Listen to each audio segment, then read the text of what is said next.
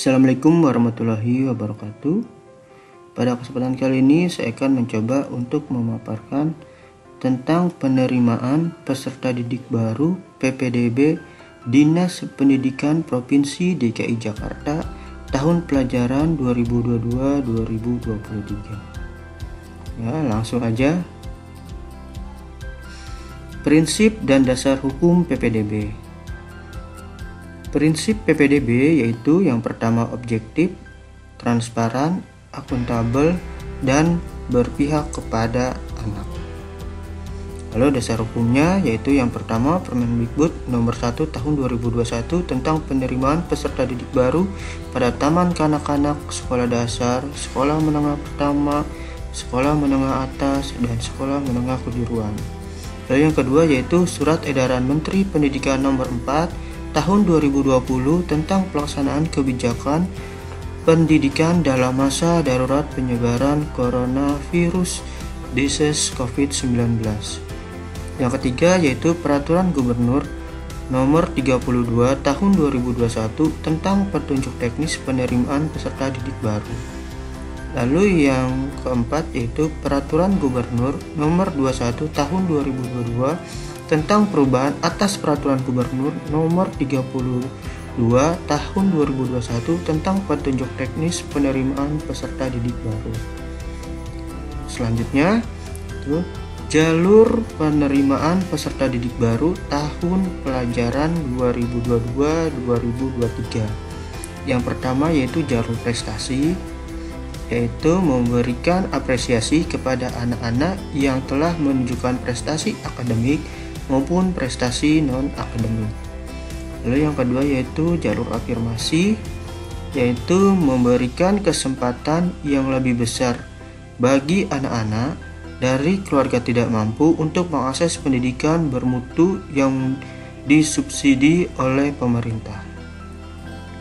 Lalu yang ketiga yaitu jalur zonasi, memberikan kesempatan bagi anak-anak yang berdomisili di dalam wilayah zonasi yang telah ditetapkan dengan prinsip mendekatkan domisili anak dengan lingkungan sekolah serta memperhatikan sebaran sekolah, data sebaran domisili calon peserta didik, dan kapasitas daya tampung sekolah.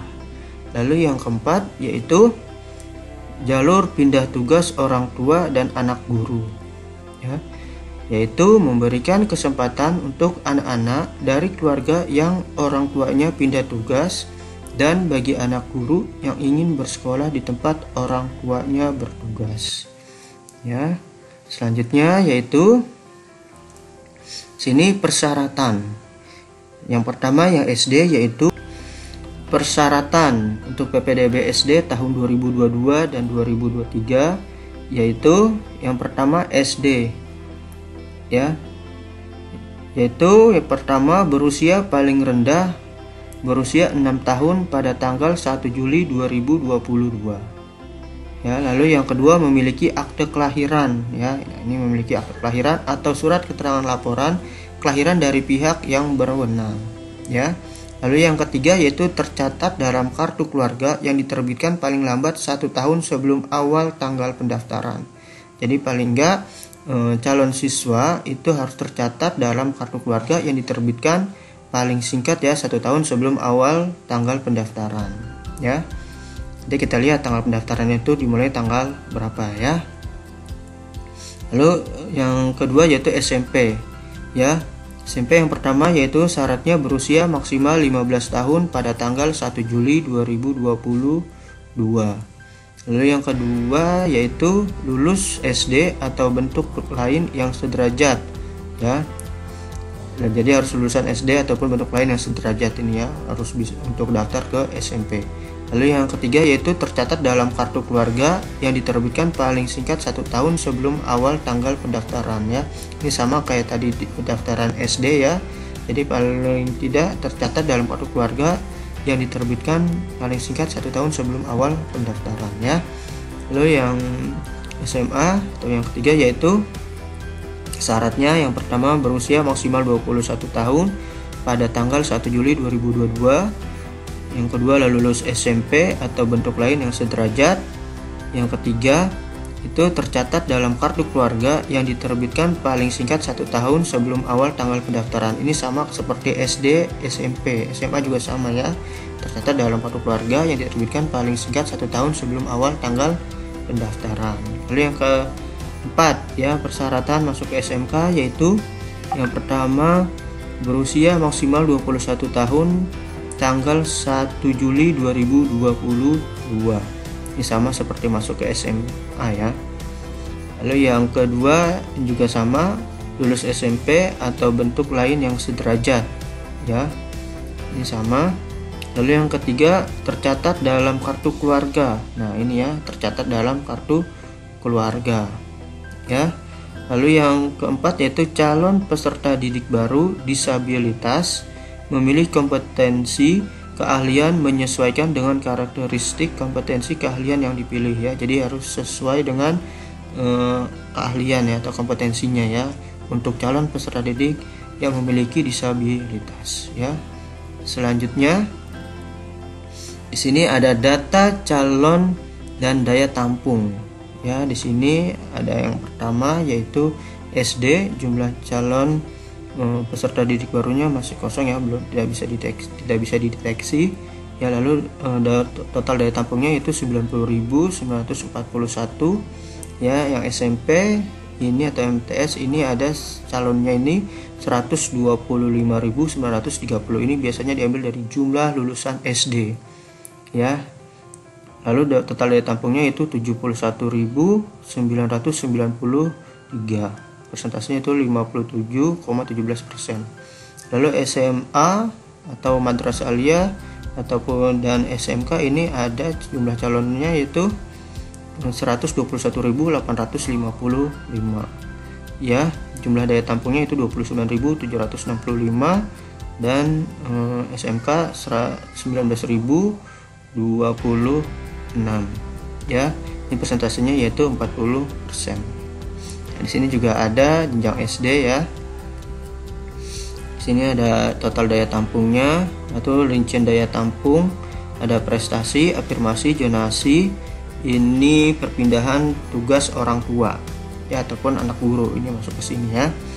Lalu SMP-nya juga ada, ini angka-angkanya, prestasi, afirmasi, zonasi dan perpindahan tempat tugas orang tua. Lalu SMA-nya juga ada di sini ya, total daya tampungnya, lalu prestasinya, lalu afirmasinya, zonasinya, lalu perpindahan tempat tugas orang tua ataupun anak guru ya. Lalu di sini ada jenjang SMK, di sini total daya tampungnya sekian, lalu prestasinya ini jalur prestasi, jalur afirmasinya, zonasinya tidak ada ya untuk SMK ya. Lalu untuk pindah tugas orang tua ada tetap ya, angkanya 381 ya. Kita lanjut ke slide berikutnya. Di sini ada perbandingan kuota jalur PPDB tahun 2022 dengan Permendikbud nomor 1 tahun 2021 ya. Di sini ada tampilannya jalur zonasi ya, Permendikbud minimal 70%, PPDB 2022 73%, Permendikbud. Ini untuk SMP-nya ya minimal 50%, PPDB 2022 50% ya. SMK-nya Permendikbud minimal 50%, PPDB 2022 50% ya. Untuk SMK-nya Permendikbudnya tidak ada jalur zonasinya ya. Lalu PPDB tahun 2022-nya juga tidak ada. Dan ini selanjutnya afirmasi juga begitu ya, perpindahan orang tua, prestasi non akademik dan prestasi akademik ya. Ini adalah perbandingan kuota jalur PPDB tahun 2022 dengan Permendikbud nomor 1 tahun 2021 ini ya. Di sini ada penjelasannya untuk tanda bintang ya. Jalur afirmasi, anak berkebutuhan khusus termasuk dalam jalur afirmasi dengan kuota 2 orang per rombongan belajar ya. Selanjutnya kita slide berikutnya yaitu di sini ada perbandingan tiap jalur PPDB tahun 2021 dengan PPDB tahun 2022. Ini adalah perbandingan tiap jalur ya, PPDB tahun 2021 dengan PPDB tahun 2022. Yang pertama yaitu jalur prestasi. Kalau tahun 2021 yaitu pembobotan penghargaan peringkat rata-rata nilai rapot yaitu top 30% untuk sekolah akreditasi A top 20% untuk sekolah akreditasi B, top 10% untuk sekolah akreditasi C. Ya, nah di tahun 2022 ya di sini contoh pada persentil nilai rapot yaitu akreditasi A. Ya, yang pertama itu peringkat 1 sampai dengan 15 itu skornya 100 ya. Lalu yang kedua peringkat 16 sampai dengan 30 ya skornya 90. Ya, ini yang ketiga ini ya, peringkat 31 sampai dengan 45 skor 80. Lalu yang keempat peringkat 45 sampai dengan 60 skornya 70. Lalu yang kelima peringkat 61 sampai dengan 100 ya itu skornya 60. Ini adalah akreditasi A. Ini untuk akreditasi B nya juga ada di sini untuk peringkat-peringkatnya. Lalu untuk akreditasi C juga ada ya peringkat-peringkatnya.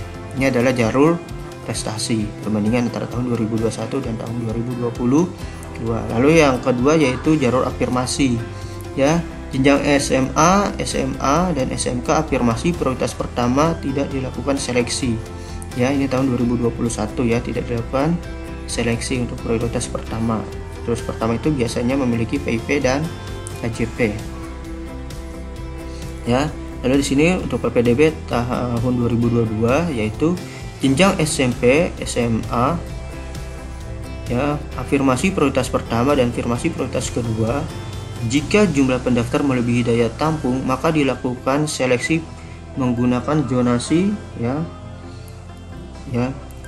Lalu pilihan sekolah dan waktu mendaftar ya.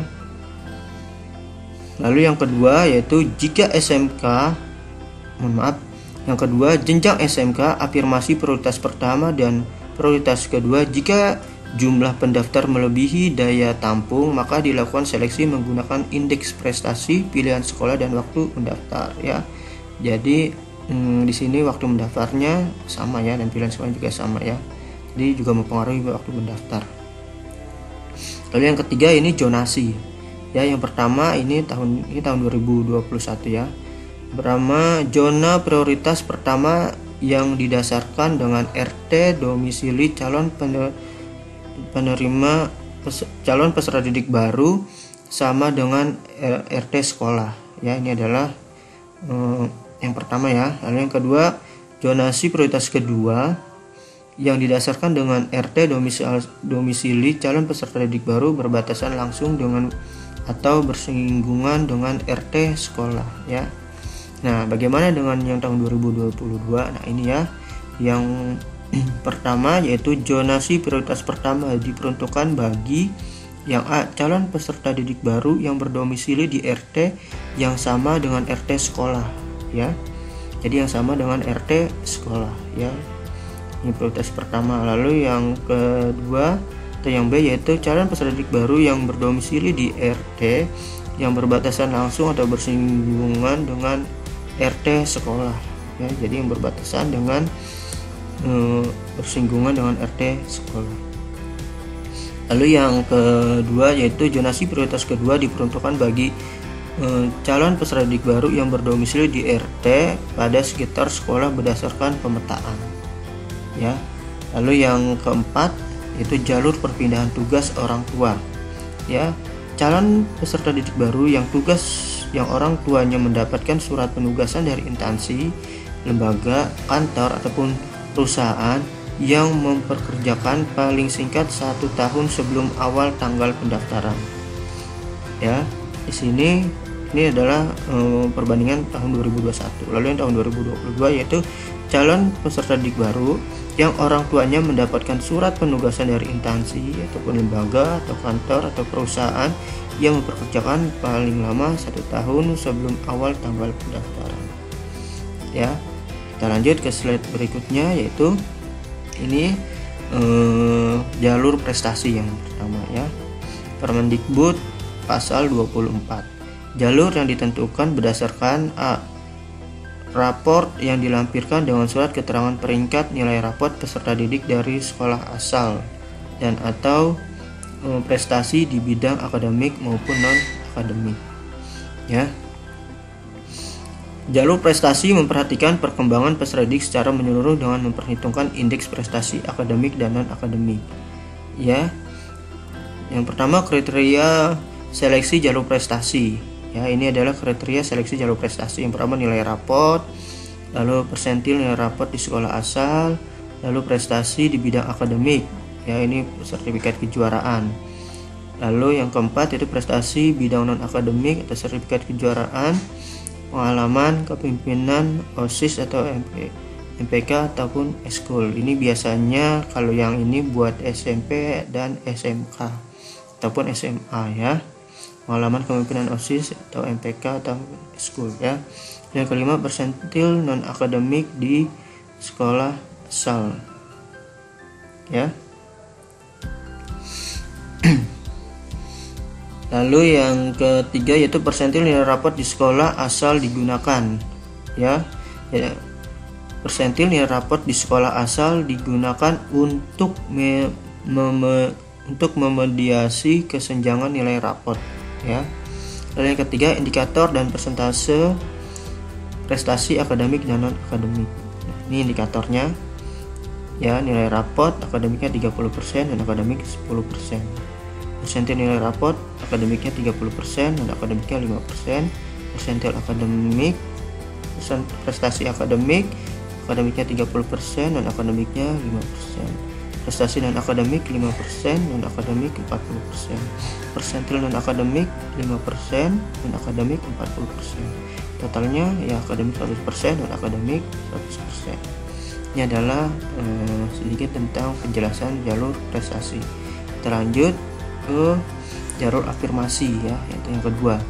Permendikbud pasal 21 diperuntukkan bagi calon peserta didik baru yang A itu berasal dari keluarga ekonomi tidak mampu dan yang B penyandang disabilitas di dalam dan luar wilayah zonasi sekolah. Memprioritaskan jarak tempat tinggal calon peserta didik baru yang terdekat dengan sekolah. Dalam hal ini calon peserta didik yang mendaftar melalui jalur afirmasi melampaui jumlah kuota jalur afirmasi yang ditetapkan oleh pemerintah daerah setempat, maka penentuan peserta didik dilakukan dengan memprioritaskan jarak tempat tinggal calon peserta didik yang berdekatan dengan sekolah. Ya, sini kelompok prioritas jalur afirmasi. Di sini ada afirmasi prioritas pertama. Ya, itu anak panti, anak penyandang disabilitas, anak tenaga kesehatan yang meninggal dunia dalam penanganan COVID-19, lalu anak penerima KJP Plus sekaligus penerima PIP kecuali jenjang SD. Kalau di SD itu tidak ada ya penerima KJP Plus dan PIP ya. Karena di SD ini berdasarkan usia dan juga zonasi ya.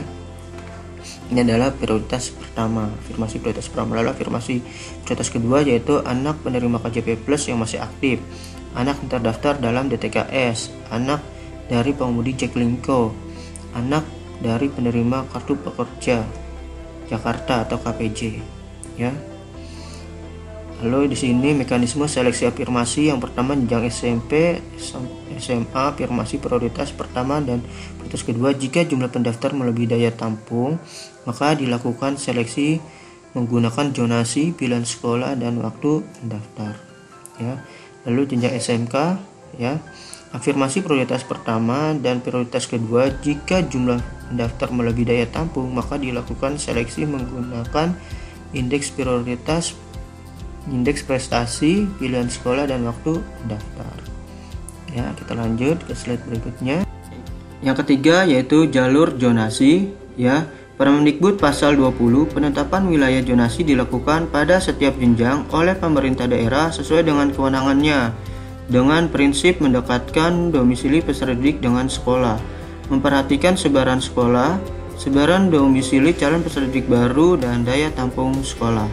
Ya, sini zonasi SD yaitu peluang calon peserta didik baru ditentukan oleh kedekatan domisili peserta didik dengan kelurahan sekolah atau kelurahan yang beririsan dengan kelurahan sekolah. Ya, jadi sini calon peserta didik baru ditentukan oleh kedekatan domisili peserta didik ya dengan kelurahan sekolah ya atau kelurahan yang beririsan dengan kelurahan sekolah ya. Lalu data empiris yaitu sebaran dan data daya tampung SD negeri cukup memadai. Zonasi SMP dan SMA.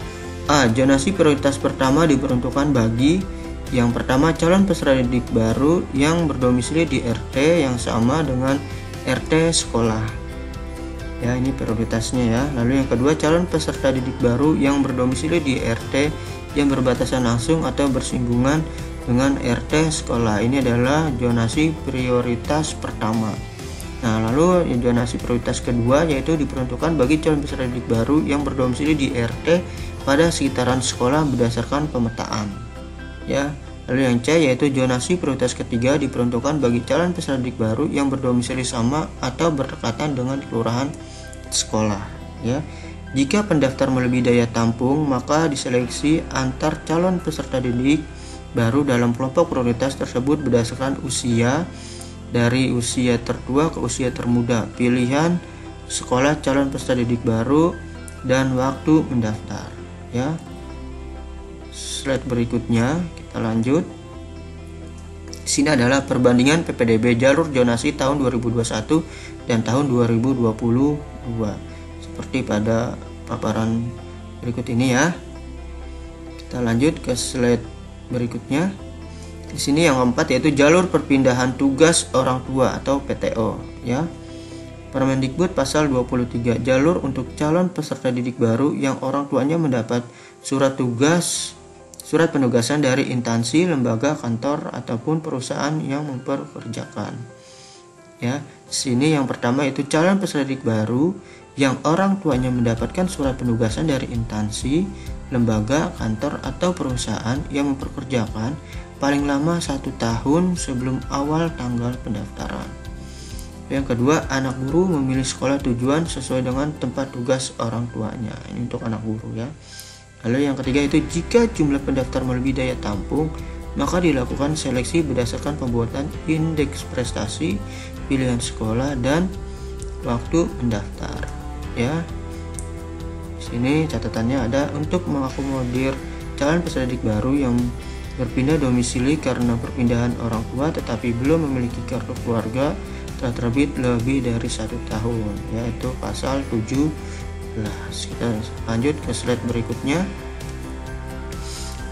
Kelima yaitu penerimaan peserta didik baru bersama. Ini pelibatan sekolah swasta ya. Di sini ada latar belakangnya, daya tampung yang terdapat pada sekolah negeri masih kurang, terutama dari SMA dan SMK negeri ya. Ini adalah latar belakangnya. Lalu syarat di sini tujuannya ya. Tujuan PPDB bersama yaitu meningkatkan daya tampung melalui pelibatan sekolah yang diselenggarakan oleh masyarakat swasta. Lalu syarat dan ketentuan sekolah. Ini yang pertama yaitu kriteria SMA dan SMK yang terlibat dalam PPDB bersama yang memiliki indeks kualitas 40-90 yang diukur dari output sekolah, kualitas guru, akreditasi, dan kualitas sarpras. Yang kedua, daya tampung sekolah PPDB bersama paling banyak 50 siswa. Ya. Di sini syarat dan ketentuan calon peserta didik baru ya. Yang pertama itu peserta didik dapat mengikuti PPDB bersama adalah pemegang kartu Jakarta Plus sekaligus PIP yang berdomisili di Jakarta. Ini adalah syaratnya, yaitu untuk mengikuti PPDB bersama itu yaitu siswa atau peserta didik yang memiliki KJP Plus dan PIP yang berdomisili di wilayah DKI Jakarta. Dan yang kedua, bagi calon peserta didik yang diterima di sekolah swasta melalui PPDB bersama mendapatkan pembiayaan untuk uang pangkal dan SPP selama 3 tahun ya. Yang ketiga yaitu selama 3 tahun peserta didik pada PPDB bersama tidak boleh dipungut biaya apapun ya. Kita lanjut ke slide berikutnya. Di sini jumlah sekolah PPDB bersama tahun 2022. Sini ada jenjang SMA, SMK ya. Di sini tahun 2021 89 sekolah, lalu SMK-nya tidak ada. Lalu 2022 SMA-nya itu 108 sekolah, SMK-nya 152 sekolah. Di sini daya tampungnya untuk SMA 3.500, untuk SMK 3.400 dan sini ya, jumlah kemarin tahun 2021 itu 89 sekolah, untuk tahun 2022 itu sebanyak 260 sekolah. Lalu daya tampungnya pada tahun yaitu 6.909. Lanjut ke slide berikutnya. Di sini rekap daya tampung SMA PPDB bersama berdasarkan wilayah. Ini adalah rekapnya ya. Kita lanjut ke slide berikutnya. Sini ada rekap daya tampung SMK PPDB bersama berdasarkan wilayah. Ini adalah sekolah SMK ya. Ini adalah rekapnya. Lalu selanjutnya ini adalah timeline PPDB tahun 2022 ya. Ini yang pertama yaitu pra pendaftaran. Ini biasanya untuk siswa yang memiliki kartu keluarga di DKI Jakarta tapi sekolahnya bukan di DKI Jakarta, terus melakukan pra pendaftaran ya. Ini untuk SMP, SMA dan SMK pada tanggal 17 Mei sampai dengan 14 Juni 2022. Lalu yang kedua yaitu di sini pengajuan akun untuk SD tanggal 17 Mei, SMP tanggal 23 Mei, SMA dan SMK itu tanggal 30 Mei. Ini adalah untuk pengajuan akun. Lalu yang ketiga yaitu di sini ada prestasi, afirmasi prioritas pertama dan PPDB bersama tahap pertama. Di sini yang pertama prestasi SMP, SMA dan SMK. Ya, lalu afirmasi prioritas pertama SD, SMP, SMA dan SMK ya. Lalu PPDB bersama tahap 1 SMA dan SMK itu dilaksanakan pada tanggal 13 sampai dengan 17 Juni 2022. Lalu yang kedua yaitu di sini perpindahan tugas orang tua ya. Di sini SD, SMP, SMA dan SMK itu dilaksanakan pada tanggal 13 Juni sampai dengan 1 Juli 2022. Lalu yang selanjutnya yaitu di sini ada afirmasi prioritas kedua PPDB bersama tahap kedua. Ya, di sini pertama afirmasi prioritas kedua untuk SD, SMP, SMA dan SMK, lalu PPDB bersama tahap kedua SMA, SMK ya. Yaitu pada tanggal 20 sampai dengan 24 Juni 2022. Ya, selanjutnya di sini ada jalur zonasi. Ya, untuk SD di sini tanggal 13 sampai dengan 17 Juni 2022. Lalu untuk SMP, SMA itu tanggal 27 Juni sampai dengan 1 Juli. Berarti di sini tidak ada SMK-nya ya, karena SMP dan SMA yaitu tanggal 27 Juni sampai dengan 1 Juli 2022. Lalu selanjutnya yaitu di sini ada tahap kedua ataupun ketiga. Ya, di sini untuk SD tahap keduanya yaitu tanggal 27 Juni sampai dengan 1 Juli 2022. Lalu untuk SD tahap ketiganya yaitu 4 sampai dengan 8 Juli 2022. Lalu SMP, SMA dan SMK tahap kedua yaitu 4 sampai dengan 8 Juli 2022. Kita lanjut ke slide berikutnya. Ini adalah timeline PPDB tahun 2022. Ini adalah selanjutnya yaitu mekanisme pra pendaftaran. Ya, yang di sini yang pertama isi formulir. Ya, isi formulir yang pertama mengakses laman pra pendaftaran pada http ya sinadira.jakarta.go.id / pra pendaftaran. Lalu setelah mengakses lalu mengisi formulir pra pendaftaran. Ya, di sini isi formulir. Lalu di sini unggah dokumen ya. Unggah dokumen di sini ada ya, lalu cetak ajuan bukti ajuan di sini ya. Pengajuan mencetak tanda bukti pengajuan pra pendaftaran yang berisi nomor peserta. Nanti begitu ngisi pendaftaran nanti ada nomor peserta ya. Lalu di sini memantau hasil verifikasi ya. Begitu udah di input, cetak lalu kita pantau hasil verifikasi ya. Lalu di sini ada cetak tanda bukti pendaftaran ya. Cetak tanda bukti pendaftaran hasil verifikasi pendaftaran berisi persetujuan pernyataan kebenaran data hasil prapendaftaran untuk proses pendaftaran PPDB sesuai jadwal yang telah ditentukan. Jadi nanti begitu nanti setelah disetujui, setelah diverifikasi, kita cetak bukti pendaftaran, nah baru kita bisa mengikuti seleksi atau pendaftaran di tahap-tahap yang telah saya jelaskan tadi. Ya, di sini untuk unggah dokumennya, yaitu sini unggah dokumen ya. Yang kedua ya, diisi formulir unggah dokumen. Di sini ada yang pertama kartu keluarga, lalu yang kedua raport kelas 4 semester 1 dan 2, kelas 5 semester 1 dan 2, dan kelas 6 semester 1 ya. Lalu selanjutnya ini tadi untuk daftar ke SMP. Lalu ke SMA itu raport SMK, raport kelas 7 semester 1 dan 2, kelas 8 semester 1 dan 2, dan kelas 9 semester 1 ya, untuk SMP sederajat ya. Lalu yang ketiga ada sertifikat akreditasi sekolah asal. Jadi harus dilampirkan atau diupload sertifikat akreditasi sekolah asal. Surat keterangan peringkat rata nilai raport. Jadi harus ada surat keterangan ya dari sekolah asal. Sertifikat prestasi akademik jika memiliki, sertifikat prestasi non akademik juga jika memiliki. Surat keterangan kepala sekolah tentang susunan pengurusan ekstrakurikuler atau organisasi bagi calon pendidik baru yang pernah menjadi pengurus ekstrakurikuler ya. Lalu yang ke-8 yaitu SPTJM tentang keabsahan dokumen dari orang tua atau wali calon peserta didik baru bermaterai cukup atau materai 10.000 biasanya ya. Kita lanjut ke slide berikutnya. Sini ada mekanisme pendaftaran ya.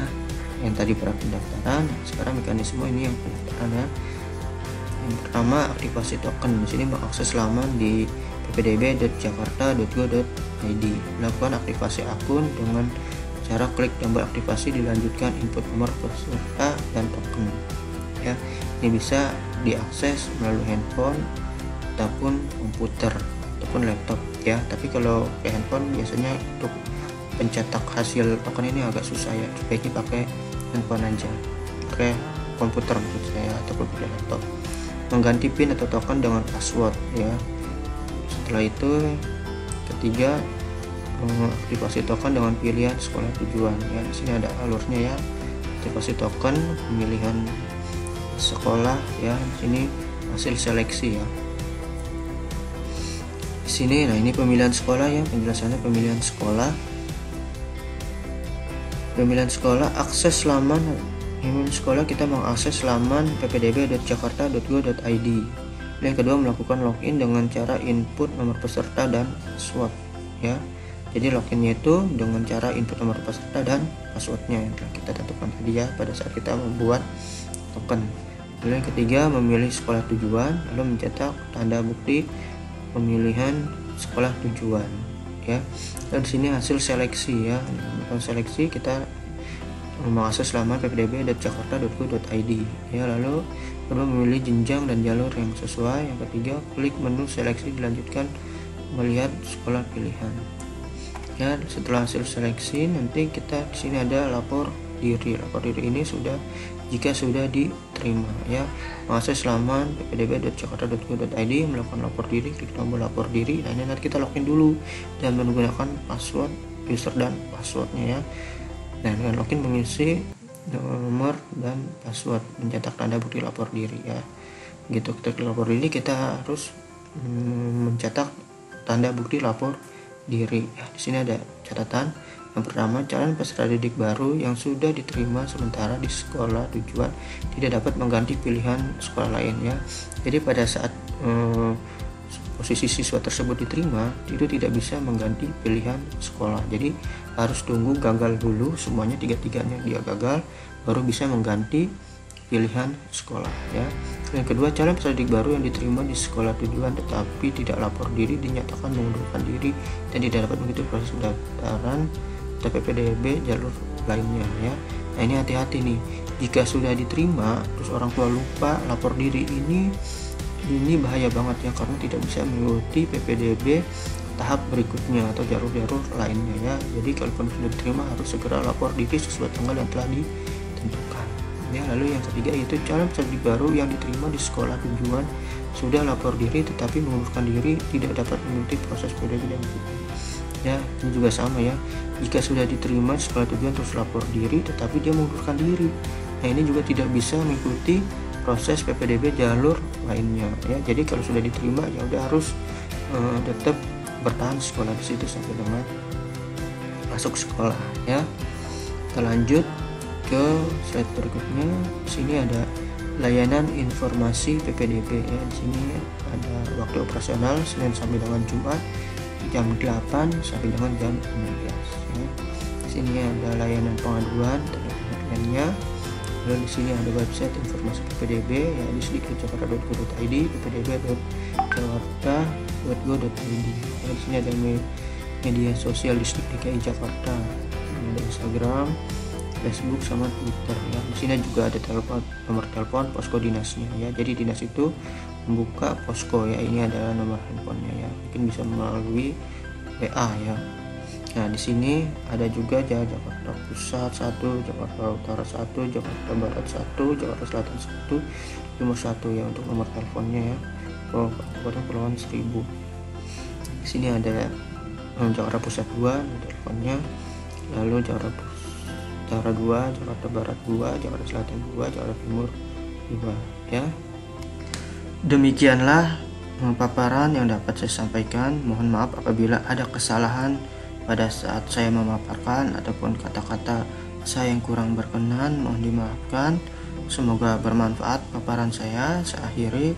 Assalamualaikum warahmatullahi wabarakatuh.